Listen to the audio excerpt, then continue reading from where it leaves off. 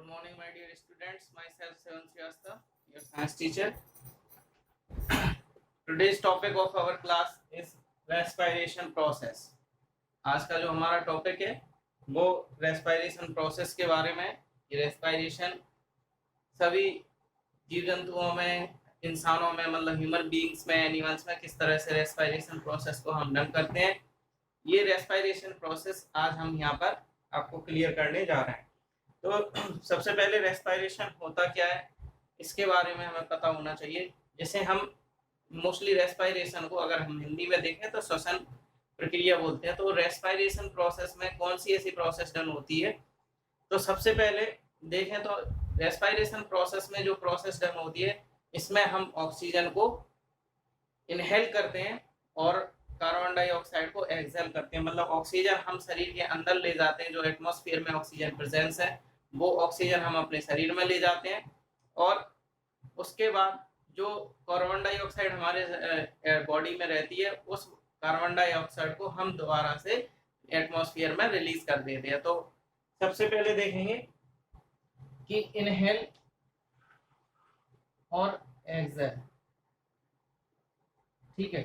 तो इनहेल और एक्सहेल जो प्रोसेस है हमारी, तो इसमें O2 अंदर लिया जाता है और यहाँ पर CO2 को रिलीज किया जाता है। तो ये दोनों जो प्रोसेस हैं इनहेल और एक्सहेल की, जब किसी प्रोसेस में होती है तो वो हमारी रेस्पिरेशन प्रोसेस कहलाती है। तो इनहेल में ऑक्सीजन अंदर लेना और एक्सहेल में CO2 बाहर छोड़ना, मतलब कार्बन डाइऑक्साइड को बाहर छोड़ना, वो हमारी रेस्पिरेशन प्रोसेस कहलाती है। अब रेस्पिरेशन प्रोसेस के अगर हम टाइप्स देखें कि कितने होते हैं, तो वो दो टाइप्स होते हैं हमारे रेस्पिरेशन प्रोसेस में।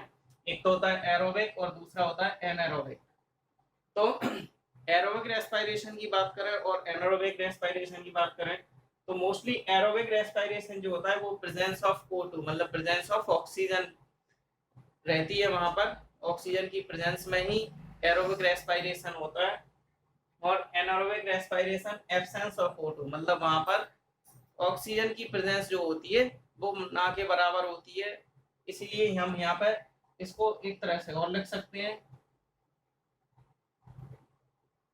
Presence of CO2। For example जो अभी हम रेस्पिरेशन कर रहे हैं खुले एटमॉस्फेयर में, ओपन एटमॉस्फेयर में, तो वो हमारा एरोबिक रेस्पिरेशन है। और जब आप देखा होगा कि जब भी आप बेड पर सोते हैं और ब्लैंकेट अपने ऊपर होता है और अपना जो फेस मुंह होता है वो ब्लैंकेट के अंदर, तो वहां पे जो रेस्पिरेशन हम डन करते हैं वो हमारा एक तरह से एनारोबिक रेस्पिरेशन कहलाता है। तो एरोबिक रेस्पिरेशन ओपन एटमॉस्फेयर में और एनारोबिक रेस्पिरेशन जहाँ पर CO2 की मात्रा ज्यादा हो, ऑक्सीजन की मात्रा कम हो, ठीक है। एग्जांपल मैंने बता ही दिया है। तो आई होप दोनों ही रेस्पिरेशन क्लियर हो गए होंगे। अब जो हमारे बुक में जितने जो टॉपिक दिए हैं जिनके अंदर एरोबिक रेस्पिरेशन होता है, मोस्टली गिने चुने टॉपिक्स दिए हैं, तो वो टॉपिक मैंने यहाँ पे लिखे हुए।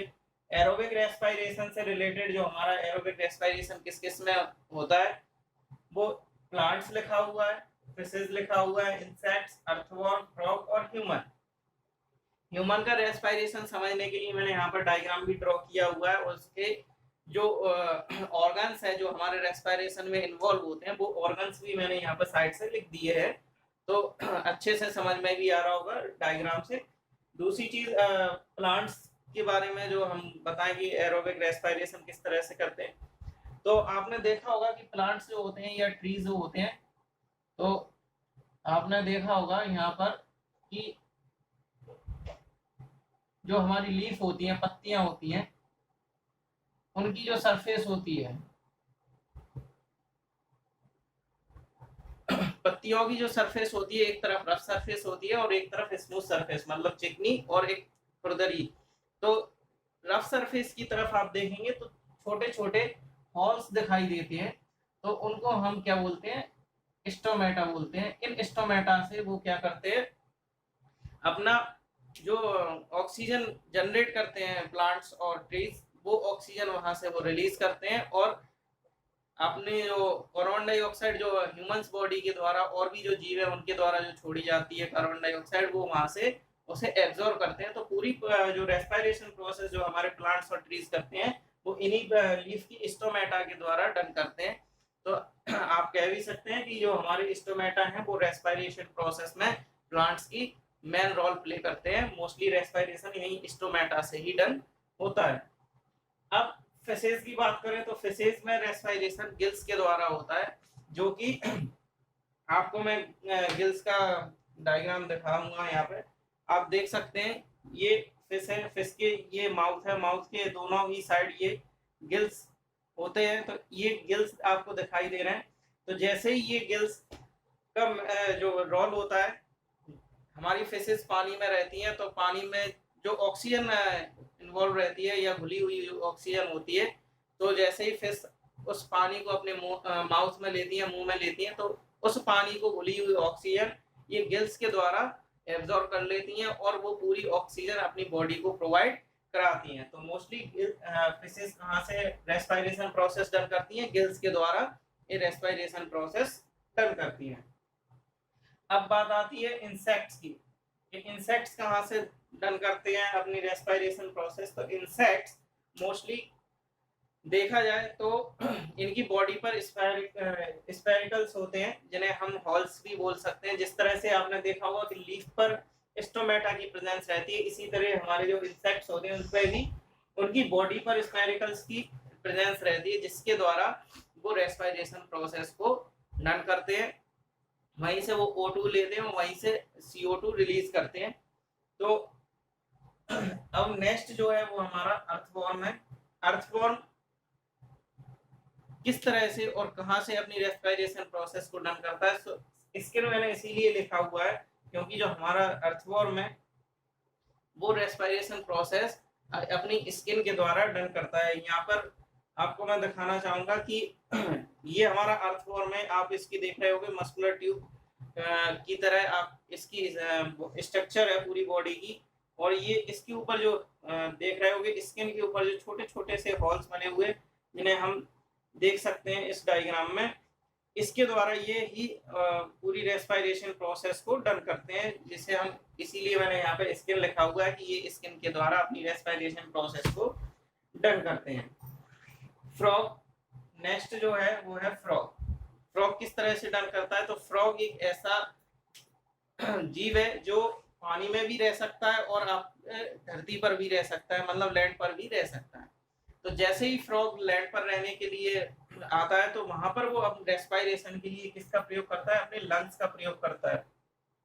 और जब जैसे ही फ्रॉग पानी में अंदर जाता है तो वहां पर वो अपनी स्किन का प्रयोग करता है। जो ऑक्सीजन वाटर में घुली हुई होती है, तो वो स्किन के द्वारा वाटर में घुली हुई ऑक्सीजन को अपने अंदर लेता है। तो जो दोनों जगह पे जो रेस्पिरेशन प्रोसेस है, अगर आप मोस्टली देखें तो लैंड पर लंग्स के द्वारा, और आपके पानी में जैसे ही जाता है तो वहां पर वो स्किन के द्वारा इस प्रोसेस को डन करता है। अब बात आती है ह्यूमंस रेस्पिरेशन प्रोसेस किस तरह से डन करते हैं। तो humans respiration process mostly lungs के द्वारा डन करते हैं।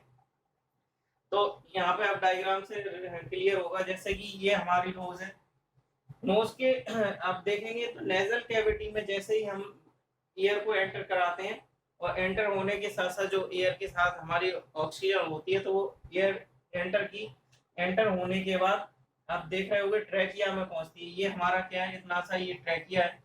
जैसे ये ट्रैकिया में पहुंचती है तो वहां से फिर ये पास होते हुए कहाँ पे आती है? ब्रोंकी में आती है। ब्रोंकी से आप देख रहे होंगे फिर ये हमारे जो लंग्स है, लंग्स के अंदर पहुंचती है। और यहाँ पे लंग्स के अंदर पहुंचने के बाद आपका एल्वेली जो मसल्स होते हैं उसमें जा करके ये पूरी हमारी जो ऑक्सीजन है वो वहां पर पहुंच जाती है।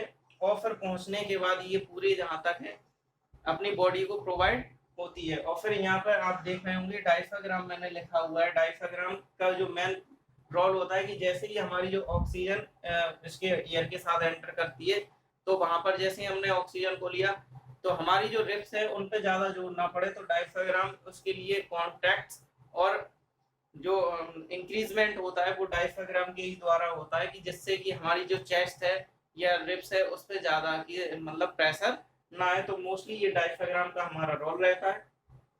आप देख रहे होंगे ये ट्रैकिया है, ये ब्रोंकीज है हमारी, ये एल्वेली है, जिसके द्वारा हमारी ये पूरी ऑक्सीजन हमारी बॉडी में लंग्स में एब्जॉर्ब की जाती है। जो कि एयर के साथ हम अपनी बॉडी के लिए लेते हैं। तो ये पूरा डायग्राम आपकी बुक में भी है, वहाँ पे भी थोड़े से पॉइंट्स आपको यहाँ पे डायग्राम में क्लियर नहीं हो रहे होंगे, तो वो आप डायग्राम पूरी अच्छी तरीके से बुक में भी देख सकते हैं, क्योंकि यहाँ पर मेरे पास मार्कर 2 ही थे तो अच्छा कलरफुल नहीं बना पाया। तो जो भी आपको यहाँ पर चीज समझ में नहीं आ रही हो वो बुक में देख सकते हैं और फिर बाद में मेरे से कंसल्ट भी कर सकते हैं। तो रेस्पिरेशन वाला प्रोसेस जो आज आपका था वो पूरी तरह से क्लियर हो गया होगा और ये आज का टॉपिक यहीं पर फिनिश होता है।